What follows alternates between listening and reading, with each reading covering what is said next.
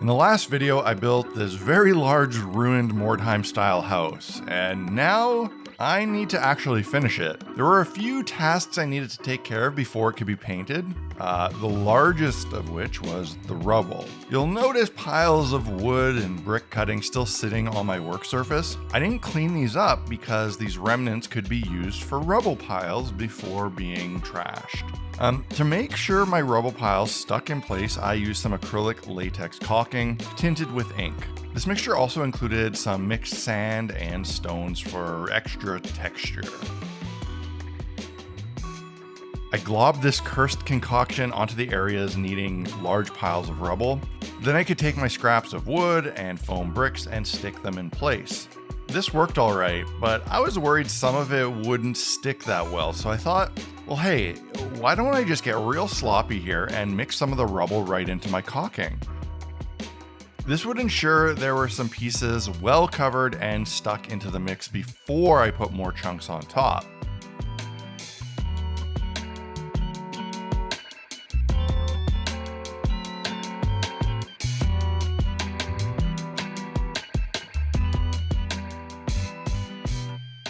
I also coated the foam core walls with the same mixture, but obviously not with any that had big chunks of wood in it. That would be weird.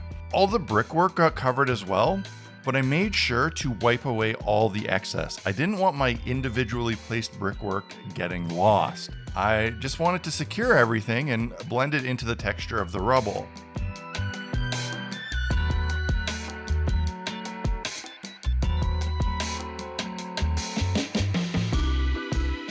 For the upper walls, I made a slightly different texture mix. This time, I tinted it more of a beige and mixed in some finer sand so that it had less texture. The difference in color here doesn't actually matter too much since everything would be painted, but in the event I missed a spot or some paint chipped off in the future, the idea is that any undercoating that is exposed would be as close in color to the final paint as possible.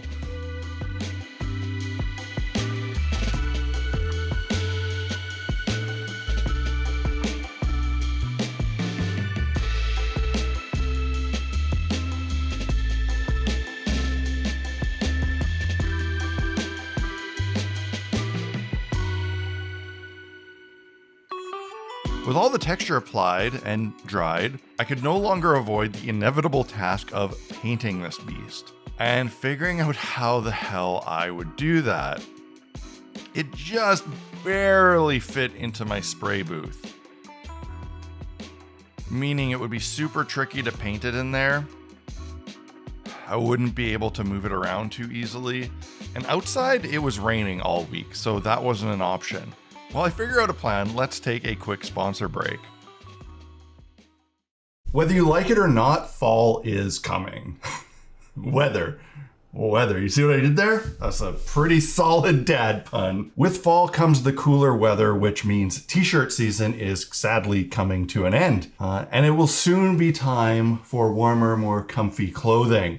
Thankfully, our friends at Into the AM have us covered with their new fall collection. They've got a bunch of new products, all comfy and cozy, and in colors appropriate for the fall season. My favorite pieces in this line are the waffle net crew long sleeve and this waffle net long sleeve hoodie. Real nice, real comfy. They add a bit of warmth, but they're thin enough that you won't overheat in the transitional weather, and they're thin enough that they can fit comfortably under a denim jacket, which is really good.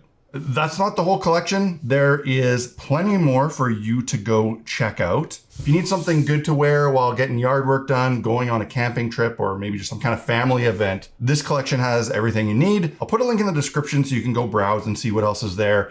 And using that link will give you 10% off your entire order. So go check them out. Yeah, let's get back to the build. I wanted to prime the house black and do a zenithal highlight, but it's so big, I didn't want to waste that much airbrush primer on it, so I decided to go with rattle cans. My worry usually with spray paint is that it's not water-based, so if I end up doing an oil wash later, there's a chance that the thinner will actually pull off the primer which would be bad. But oil washes don't affect acrylic paint. So I found this new water-based spray paint at Michael's that I decided to try. It was kind of pricey, but so is airbrush primer that I usually use, so same difference. This stuff is water cleanup, which is nice. Doesn't have much of a smell. And it says that it uses a type of water-based resin, which sounds similar to the polyurethane stuff that I use for airbrushing, so hopefully this is comparable. It worked just fine, went on smooth, but it was incredibly difficult to work inside the very full spray booth. It would have been much better doing this outside had it not been raining. Getting into every nook and cranny meant a lot of repositioning of the piece and myself. I did the zenithal with a cream colored spray paint from the same line. This went on nicely, and it would be a great undercoat for the plaster. Because the house barely fit in my booth, it meant a lot more paint particulate was getting out into the room than I would have liked. It wasn't as contained, and I really hate when spray paint dust settles on everything, but sometimes you just gotta do what you just gotta do. I was pleasantly surprised with how quickly this paint dried. I was able to jump into doing the ink tinting pretty quickly. But if I thought doing the rattle can work was difficult inside this very full spray booth, it didn't even compare to the airbrush. The thing about the airbrush is that you have to keep it positioned upright with the pot facing up, or you'll just spill ink everywhere. This makes it so much harder to get everything covered and to get into hard to reach spots when you can't easily move around the piece as you need. As I build more of these buildings and we approach winter in the Canadian prairies, I'm gonna have to keep the size of these builds in mind. They will have to fit inside the spray booth since I won't get appropriate weather outside for several months. This house is the absolute max size that I can fit, so it will be the benchmark. And you're thinking, like, why don't I just paint it by hand with a brush? Well, I'm not averse to doing large paint jobs like that. I mean, I painted my giant tower by hand and it was like 10 times the size of this. It's not the size of the building, it's more the style of the build.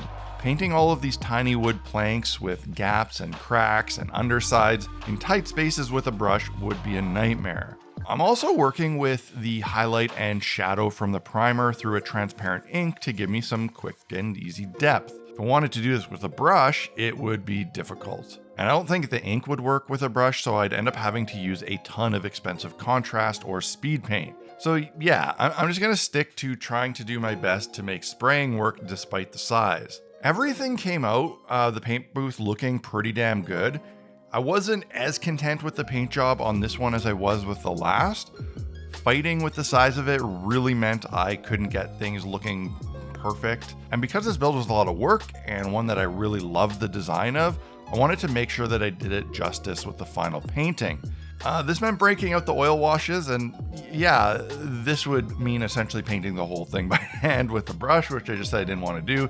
But slopping on oils is a lot easier and less particular than actually painting something, so I was alright with it. With my inks, I had tried to avoid that typical dark brown woodwork look and go for something that was kind of more cedar in tone, but I thought it looked a bit too bright and clean considering it was a ruined structure, so I tried to knock it down a bit in color with a much darker brown oil wash. And doing the wash also let me get some color into the crevices that didn't get hit while spraying, and there were quite a bit of those. They weren't super noticeable from afar, but they were there and this would help fix it. For the stonework, I used a very dirty black so that it would look suitably grimy, and I did the same for the plaster areas, but I diluted this much more with paint thinner so that it didn't get too dark. Once this was mostly dry, I wanted to age the wood just a little bit more, and usually myself and others would do this with a dry brushing of a gray paint.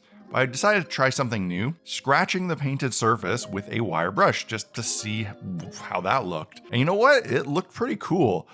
It had that same sort of graying effect on the wood, but also added in some real scratches to give more texture. This is a technique that I will be saving in my toolbox for later use for sure. Give this one a go sometime yourself. Another kind of neat thing I did was splashing on more oil wash that was more colorful, some mossy green and also later some pinkish brown. Splashing on little dots all over everything would give it a patchy color. It was simple and fun to do, and once dried, I was totally happy with how it looked. I think the whole thing could still use some weathering pigment powder, but I'm gonna hold off on that. I'm gonna wait till I have a whole board's worth of buildings made up and the board, so that I can do all the dusty pigment stuff on everything at the same time to blend all the builds together that I will be building separately. Storage is gonna be another challenge, but I did make this one just shallow enough that with some rearranging, it could fit on my shelves. I hope you enjoyed this video. Please give it a like and a comment if you did, as it really helps me and the channel out. I've got some of my original builds, artwork, and merch, including miniatures and an audio soundtrack I composed for gaming, available on my website, blackmagiccraft.ca. This is a great way to directly support the channel and get something cool for yourself. Another good way is on Patreon. That support is hugely appreciated, and I would love to see you there. I'll see you again next time. Happy crafting.